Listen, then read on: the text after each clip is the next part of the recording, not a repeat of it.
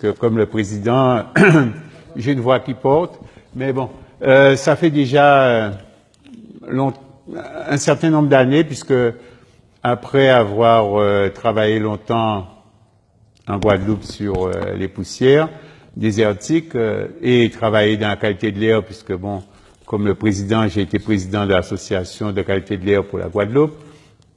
Donc là où j'ai rencontré Laura de Guyane, et au fil des discussions qui m'ont demandé de venir les aider, puisque eux aussi ils avaient ce problème de poussière qui apparaissait à certaines périodes. Donc là-dessus, c'est comme ça que on a commencé un partenariat qui date de plus d'une dizaine d'années et sur lequel, bien sûr, on est venu apporter un peu plus d'appui avec Joe et son équipe. Voilà. Donc, spécifiquement, comme Cathy a présenté la partie d'où ça provenait et qu'est-ce que c'était, moi, je me suis posé la question principalement avec Laura, on s'est posé la question de savoir, oui, mais on mesure à Cayenne, on mesure à Kourou, on mesure à Matoury, mais qu'en est-il pour les Guyanais qui habitent à l'intérieur des terres, qui habitent le long du fleuve? Quelles prévisions faire pour eux? Et là, toute la difficulté, bien sûr, d'avoir du matériel qui puisse résister et aussi des personnels qu'on peut pas déplacer comme ça. Donc, d'essayer de bien comprendre quel est le lien entre la poussière à la côte qu'on sait mesurer et la poussière que respirent les Guyanais de l'intérieur des terres. Donc, je vais rapidement présenter la problématique des poussières désertiques. Ensuite, vous parler bien sûr du suivi des poussières au-dessus de la forêt, parce que si on veut bien comprendre comment est-ce que ça fonctionne, il faut qu'on comprenne bien le transport et donc qu'on ait des outils. Et donc, on a fabriqué un outil pour pouvoir, on a détourné un outil, on n'a pas fabriqué, on a détourné un outil que les Français avaient développé pour pouvoir faire ça. Et par la suite, vous parlez des premiers résultats de l'expérience qu'on mène depuis 2 ans entre les poussières à la côte et les poussières à l'intérieur des terres, et je vais vous présenter donc les premiers résultats de cette étude. Donc, un blanc. Waouh. Alors bon, je vous présente pas. Donc, les communes qui nous intéressent, bien sûr, Cayenne, Kourou, et toute la zone autour de Cayenne, Matoury, bien sûr, on sait qu'il y a des mesures. On a pu mettre en évidence, par contre, à Sinamari, avec des campagnes, on a pu mettre en évidence que on avait quasiment le même régime entre Sinamari et Cayenne, donc, puisque s'il s'agit d'un phénomène qui porte sur au moins 500 km à 1000 km, donc, comme vous avez vu sur la photo satellite, donc, globalement, on n'a pas de problème quand on est à Cayenne de dire carrément à Sinamari, c'est à peu près la même chose. Par contre, on n'était pas sûr pour Awala, Walimapo, et bien sûr, surtout pour les communes à l'intérieur des terres, Apatou, Grand Santi, Maripasoula et les autres. Donc, c'est là-dessus qu'on a greffé notre travail et de voir un peu comment est-ce qu'on allait résoudre ce problème. Donc, les poussières en Guyane nous affectent globalement de novembre à mai. Mais avec le changement climatique, on a commencé à observer des passages au mois de juin, importants, des fluctuations de la zone intertropicale de convergence qui donc pilote le climat sur la Guyane et qui laisse, y compris quand elle remonte vers le mois de juin, qui laisse à certaines périodes repasser des poussières. Donc, on a un effet où on sent que les saisons sont en train de s'étaler un peu plus. C'est le même cas en Guadeloupe. Donc, on se pose la question, est-ce qu'à terme, on va pas avoir les poussières du 1er janvier au 31 décembre? Et là, on commence à avoir quelques inquiétudes. Donc, on sait que, bon, elles viennent de l'Afrique subsaharienne, pour la Guyane principalement du Baudélé, comme l'a montré Cathy. Quand on est impacté par les concentrations PM10, puisque c'est elles qui vont impacter le plus la santé. On se rappelle bien sûr que l'OMS a dit qu'il fallait pas dépasser 50 microgrammes. Mais les recommandations européennes et nationales, puisqu'on s'est aligné dessus, disent on ne doit pas le dépasser plus de 35 fois dans l'année. Or, globalement, il y a des années, on dépasse plus de 35 fois une moyenne journalière supérieure à 50 microgrammes, donc ce qui impacte les personnes beaucoup plus. D'autre part, dans ce type d'échange, on ne s'est pas posé la question, mais si on a 2, 3, 4, 5, 10 jours d'affilée où on est à 50 microgrammes, quel impact sur la santé? Et ça, on l'a déjà observé avec des impacts non négligeables sur les populations en Guadeloupe. Je n'ai pas d'expérience sur Cayenne où j'ai pas regardé suffisamment. Où en Guadeloupe, on est resté jusqu'à presque 15 jours supérieur à 50 microgrammes. C'était monstrueux. C'était l'année dernière. Donc, globalement, c'est pour ça que ça reste encore en mémoire. Donc, il faut pas qu'on dépasse, mais on dépasse. Là-dessus, le gouvernement français se fait taper sur les doigts parce qu'il doit prouver à l'Europe qu'il cherche à tout faire pour qu'on ne dépasse pas 50 microgrammes. Mais bon, il faudrait aller arroser un peu plus les endroits où il manque de l'eau. Mais des études récentes de l'impact sur les personnes dans nos régions, je parle dans nos régions, que ce soit principalement sur la région Caraïbe, puisqu'il s'agit des mêmes types de poussières et il s'agit des mêmes concentrations, même si les périodes varient. Nous, en Guadeloupe, c'est du mois de mars au mois de septembre-octobre, et vous, c'est du mois de novembre au mois de mai. Donc, c'est pratiquement sur le délai, c'est à peu près les mêmes longueurs. Il y a un impact sur l'asthme. Les travaux du docteur Cadélis en Guadeloupe, en particulier sur l'asthme des enfants, a montré que les particules, pas les PM10 seulement, mais la tranche qui est entre 10 microns et 2,5 microns est celle qui impacte le plus. Pourquoi est-ce qu'on a travaillé avec les enfants? C'est qu'avec les adultes, ils savent, les adultes sont résistants à la douleur plus ou moins, donc certains arrivent très vite à l'hôpital, d'autres arrivent 2-3 jours après. Tandis que quand un enfant est malade, les parents arrivent tout de suite avec l'enfant à l'hôpital. Donc, pour faire le timing à J+1 et J+2 par rapport au passage des poussières, on préfère travailler avec les enfants, du moins avec les enfants qui arrivent à l'hôpital dans des cas d'urgence. Dernièrement, il y a eu une thèse de Virno, je me rappelle plus de son prénom, où on a mis en évidence les niveaux supérieurs à 35 microgrammes. C'est-à-dire, à 35 microgrammes, en Guadeloupe, on est sûr que ce sont des poussières désertiques, que c'est pas la route, que c'est pas la production d'électricité, que c'est pas autre chose. Donc, supérieur à 35 microgrammes, on a montré une liaison entre les cas de rhinite aiguë et, bien sûr, et la présence des poussières désertiques, puisqu'on a voulu dépasser le niveau. Et donc, avec 35 microgrammes, donc, peut-être qu'il va falloir baisser les seuils des 50 microgrammes. C'est une question qu'il va falloir, bien sûr, travailler avec les services de l'OMS et les autres, puisque c'est à l'échelle mondiale qu'il faut travailler là-dessus. Il y a une surmortalité liée aux poussières. Là, une étude d'un médecin de Trinidad, Dr Monteil, a montré dans les années 2000 que le passage des poussières enregistrait une surmortalité, bien sûr les personnes à risque, et donc les poussières, c'est quand même dangereux. Il faut qu'on soit conscient de ça, il faut qu'on continue à essayer de comprendre mieux les phénomènes de transport, quelle quantité on peut avoir, parce que si on veut prévoir, il faut pouvoir avoir des éléments, les satellites, améliorer un peu les données, et bien sûr, la connaissance intrinsèque sur le contenu, à la fois chimique et biologique, puisqu'il semblerait qu'on ait un impact. L'autre élément que moi j'observe en Guyane et que j'ai retrouvé dans quelques publications, c'est les poussières arrivent aussi avec quelquefois beaucoup de sel marin qui est imbriqué à l'intérieur, donc par des phénomènes avec les nuages, et donc la période des poussières correspond à la période où on a un maximum aussi de sel dans l'atmosphère en Guyane. Quelle liaison, quel impact, peut-être réduction de certains organismes biologiques par la présence du sel, mais bon, il faut encore travailler, comme on sait pas tout.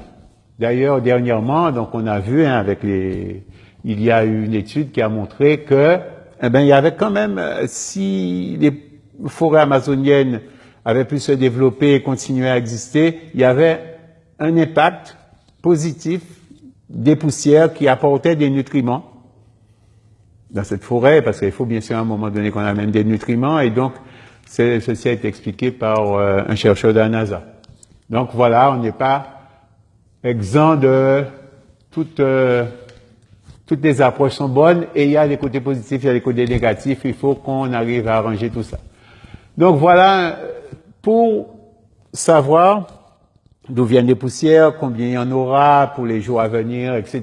Et pour travailler sur les poussières, globalement, on utilise bien sûr des images satellites de haute résolution, comme c'est le cas. Là, c'est comme l'image de Cassandra tout à l'heure, c'est V2I-RS, qui est un satellite spécifique de l'étude des aérosols. Par contre, il a un défaut, il est à très haute résolution. Hein, vous verrez, il y a des superbes images à 250 mètres par pixel, 250 mètres par 200, c'est hyper joli. Mais quand on travaille sur les aérosols, on a des difficultés parce qu'il faut réduire pour pouvoir être sûr qu'il y a des aérosols dans les pixels. Et deuxièmement, on a 2 images par jour. Ah oui, parce que ce sont des satellites polaires. Ils passent au-dessus des pôles et 2 fois au-dessus d'un même point dans 24 heures. Donc, quand il est passé, 12 heures après, les poussières ont déjà traversé la Guyane, celle qui était à la côte. Donc, on devait trouver un autre élément qui allait nous permettre d'avoir une approche sur les poussières au-dessus de la forêt et de voir leur évolution ou leur transfert de la côte vers la forêt. C'est la raison pour laquelle on a travaillé sur l'IDI, qui est un index infrared Desert Dust Index, qui est un indice que le laboratoire d'optique atmosphérique de Lille avait développé dans les années 90 pour suivre la présence des poussières au-dessus de l'océan Atlantique. Donc, le concepteur de l'IDI, Michel Legrand, qui est parti à la retraite, mais il continue à travailler, en émérita, puisqu'il ne sait pas faire autre chose, a développé une version, parce qu'au départ, on avait des difficultés avec la Terre, parce qu'il faut comprendre qu'il faut que la réponse soit assez stable de la réponse de la Terre vers le satellite pour être sûr de pouvoir voir quelque chose. Donc, il a développé une version assez récente au-dessus des zones désertiques, puisque leur réponse en infrarouge est assez stable. Et lors d'une discussion avec lui, je lui dis, mais écoute, la forêt, c'est un espace assez stable, puisque la forêt a une même répartition par kilomètre carré quasiment des types d'arbres et compagnie, donc la réponse doit être assez stable. Donc, on devrait pouvoir faire quelque chose. Il me dit, mais vas-y, fais-le. Moi, je suis fatigué. Donc, on a commencé à travailler avec un étudiant l'année dernière là-dessus, spécialiste de l'informatique, je vous dis pas, je sais pas. Et lui, il a torturé les choses avec de l'intelligence artificielle, des choses bizarres et compagnie. Mais on est arrivé à faire une évolution du IDI en IDI-A, comme étant une amélioration, je ne suis pas sûr, mais pour suivre les poussières au-dessus de la forêt.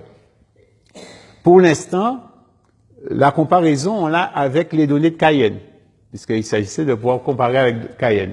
Donc, les premiers résultats on a traité quelques données de 2013 et, donc, par exemple, ici, pour un cas du mois de février 2013, où les PM10 à Cayenne, je rappelle, étaient à 42, on voit que l'IDI, on avait, donc 42, c'est quand même quelque chose qui commence à se rapprocher de 50. Il y a quand même de la poussière, mais pas grand-chose. Donc on voit que il y a des présences de poussière sur la partie brésilienne, sur l'intérieur des terres. On voit apparaître quelques machins sur le Suriname, et donc là aussi on se dit, oh, il semble que ça marche. Donc après, au mois de novembre, on avait un PM10 à 19, on l'a essayé aussi pour voir, et puis on voit quelques pixels il dit, mais très faible, puisque là, on a quand même une réponse, mais la réponse n'est pas réel parce que, bon, globalement, je vous passe les détails, la forêt a beaucoup d'humidité, beaucoup de brume et au-dessus de la forêt, c'est quand même très délicat à travailler pour faire ressortir les résultats. Donc, mais quand, au fur et à mesure, on s'est rendu compte que, bien sûr, par exemple, à 23, voici un cas à 23, au PM10 à 23 à Cayenne, en 2014, et donc, on n'a rien. À 14, on n'a pratiquement rien, on a quelques pixels qui s'allument, mais bon, on peut pas dire qu'on ait des choses. Par contre, si on prend des cas où on est à 100 à Cayenne, on dénote la présence des poussières jusqu'à l'intérieur. Bien sûr, on voit le pixel qui s'allume sur Cayenne et les environs de Cayenne. On voit que du côté de Awala et compagnie, il devait en avoir plus. Du moins, l'index dit qu'il y en avait plus en altitude. Mais globalement, on voit à l'intérieur déjà un transfert vers au-dessus de la forêt. Et donc, notre idée est de pouvoir suivre, puisque l'avantage de cet index, c'est qu'on peut le calculer à chaque demi-heure. On appelle ça post-traité, traité après. Hein. Chaque demi-heure, prendre le temps de traiter chaque demi-heure et regarder pour les différents cas comment est-ce que le transfert se fait, à quelle vitesse.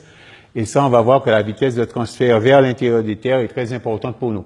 Donc, là aussi, à 43, on voit une réponse à 43 à Cayenne pour le mois de mars 2016. Mais on voit à l'intérieur des terres des choses qui sont similaires ou comparables à celles du PM10 à 100. Ce qui veut dire que Cayenne n'était pas obligatoirement sur la veine la plus importante ou autre. Donc, tout ça nous reste ce sont que les premiers résultats. On est en train de, bien sûr, essayer d'utiliser cet index et bien sûr le rendre plus fun.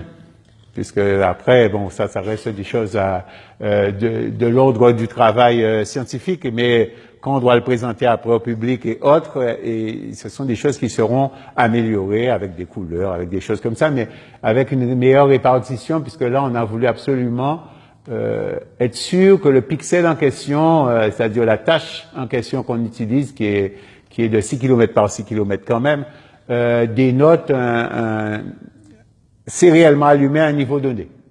Donc on voit pour les 53 et donc il y a encore quelques éléments qui, pour nous, posent quelques soucis, malgré tout, parce que en partant du principe qu'on travaille avec Cayenne, on doit dire que globalement la réponse de la Terre de Cayenne est assez uniforme. Et là, inutile de vous dire que on a des difficultés là-dessus. Donc, la réponse de Cayenne. Et donc, les expériences qui vont suivre avec Awala et avec Apatou et Grand Senti vont nous permettre, bien sûr, d'affiner. Et là, on est sûr que la réponse est bien meilleure. Et donc, on va pouvoir affiner ce modèle pour pouvoir le rendre plus efficient et voir un peu quels endroits on peut encore améliorer. Donc, fort de cette ce premier outil, on a continué donc l'expérience sur les... il y a un petit décalage des points de mesure.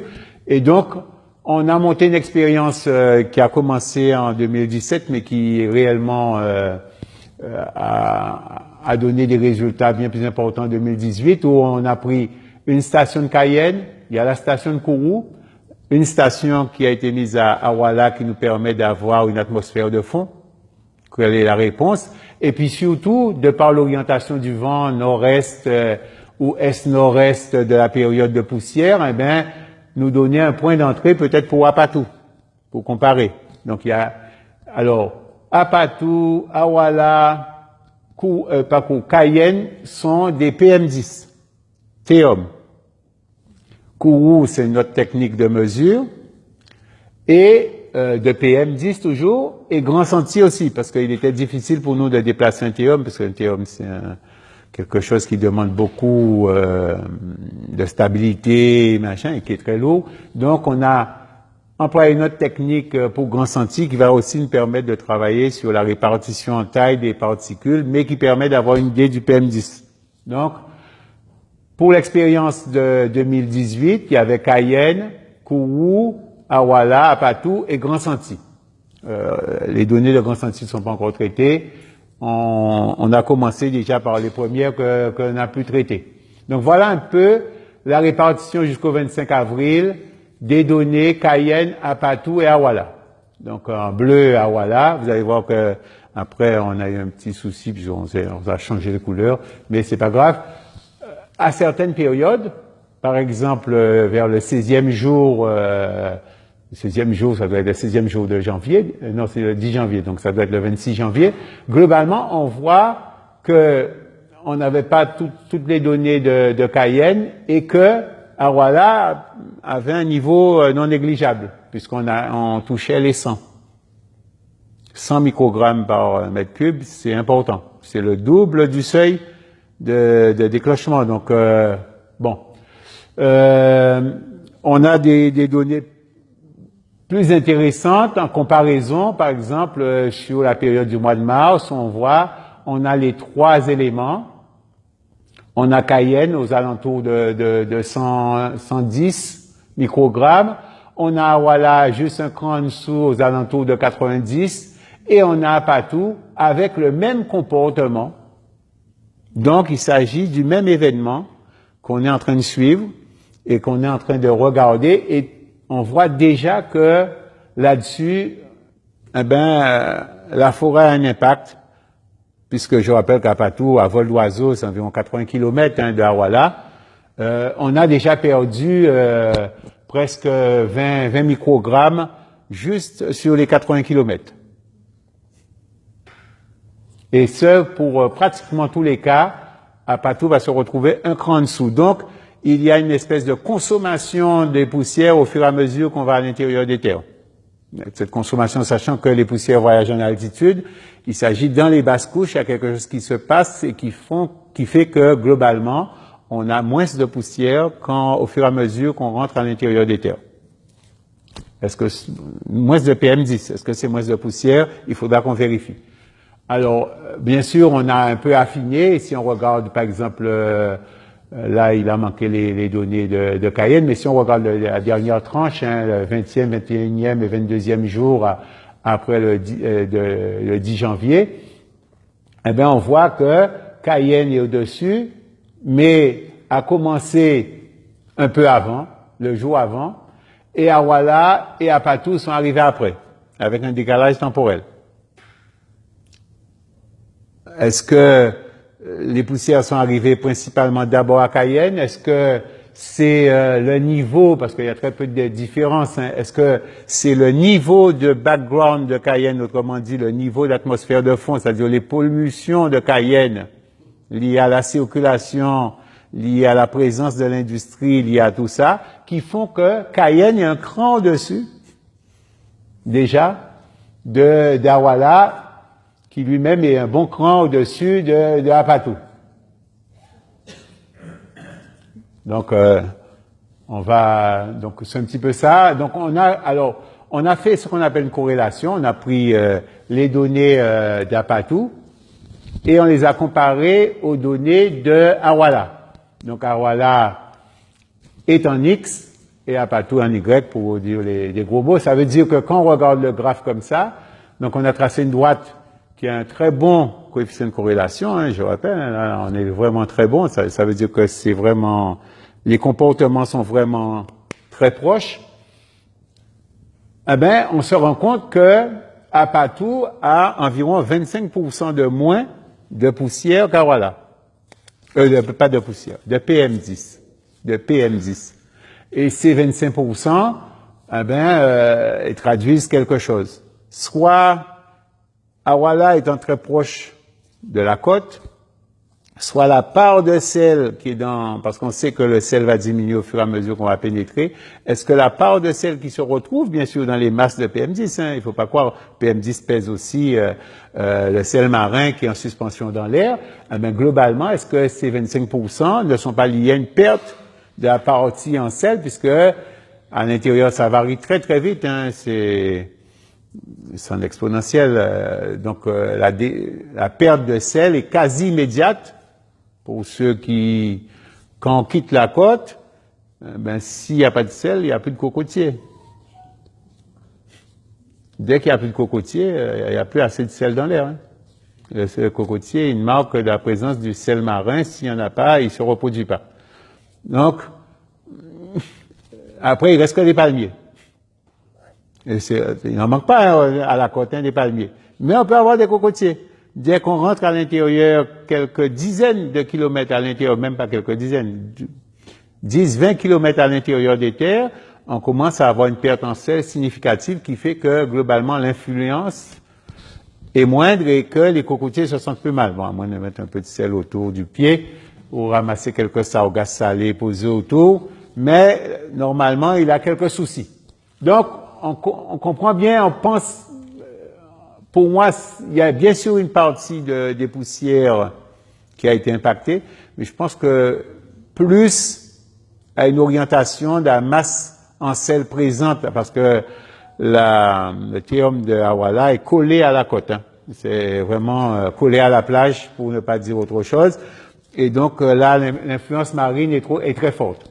Si on regarde maintenant, on regarde la comparaison avec Cayenne, bien sûr, on se rend compte que la corrélation est moindre, 0,78, donc la courbe passe moins bien. Mais on retrouve toujours environ ces 25% qui entre la côte et l'intérieur. Donc il y a sûrement ce chiffre autour de 25% et à fouiller et donc globalement et à trouver pourquoi. Alors bien sûr après on va regarder plus finement. Alors là on a commencé à regarder les répartitions d'heures par exemple sur le mois de janvier.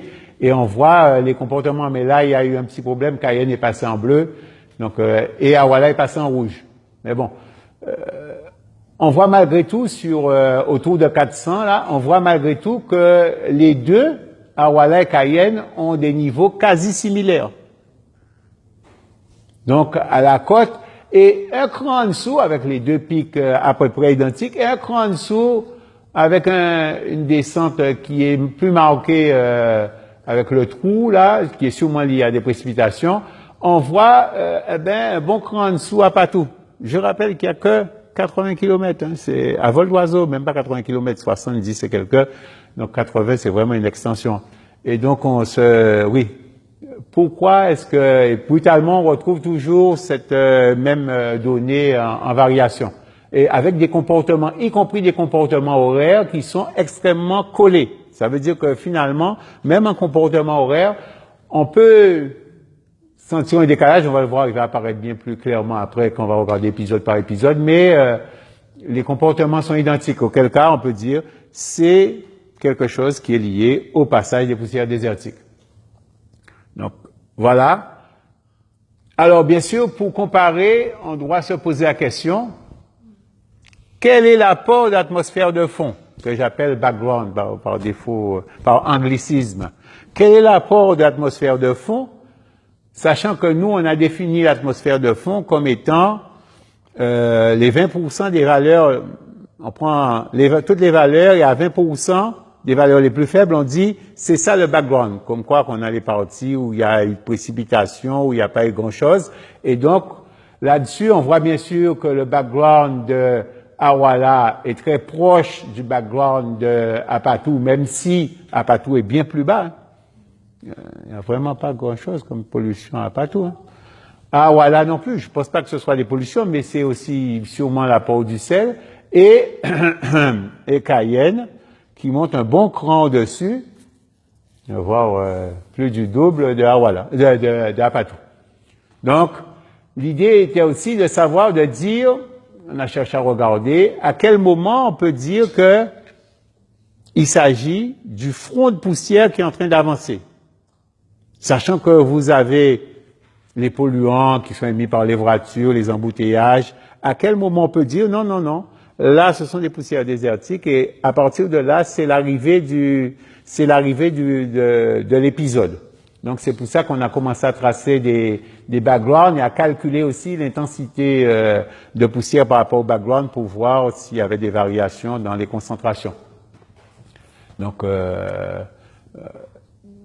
cas caractéristique ici, on voit en février, on a le décalage temporel On a d'abord Cayenne, ensuite Awala, et ensuite Apatou. Avec le même comportement, si vous regardez bien, le deuxième pic bleu et rouge, et il y a un deuxième pic vert, mais avec un écart beaucoup plus grand. Donc là-dessus, l'idée c'est de regarder est-ce que, en injectant le décalage temporel, est-ce qu'on va encore améliorer le coefficient de corrélation pour arriver quasiment à 1. Donc ça c'est machin. Et de là, déterminer réellement, donc on a pu comme ça déterminer le temps de transport.